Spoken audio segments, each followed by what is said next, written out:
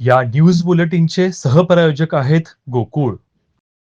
संगमेश्वर तालुक्यातील तुरळ सांगडेवाडी इथं एक धक्कादायक घटना घडली.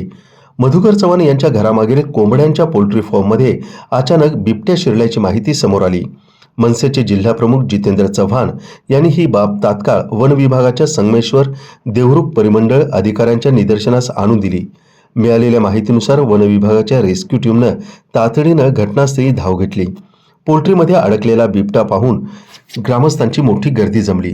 त्यामुळे पोलीस निरीक्षक संगमेश्वर यांच्या मदतीनं सर्वात प्रथम गर्दी हटवण्याचं काम करण्यात आलं.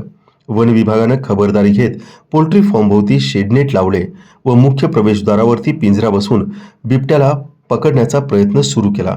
बिबट्या 4 स्वतंत्र कंपार्टमेंटमध्ये फिरत असल्यामुळे रेस्क्यू अधिक कठीण झालं. मात्र वन कर्मचाऱ्यांनी 2.5 तासांच्या अथक प्रयत्नानंतर बिबट्याला सुरक्षितपणे पिंजऱ्यात जेरबंद करण्यात यश मिळवलं. यावेळी परिक्षेत्र अधिकारी प्रकाश सुतार, परिमंडळ अधिकारी नानू गावडे, वनरक्षक कराडे, आकाश कडूकर, सुप्रिया काळे, शर्वरी कदम, सूरज तेली, रणजित पाटील तसेच निसर्गमित्र महेश धोत्रे व अनुराग आखाडे, संदीप गुरव आदी उपस्थित होते. पोलीस विभागातून पोलीस निरीक्षक चव्हाण, उपनिरीक्षक Gavit, head constable Jadhav, Wanare, constable Lokhande, Khade यांनी सुरक्षा व्यवस्था योग्य रीतीनं सांभाळली.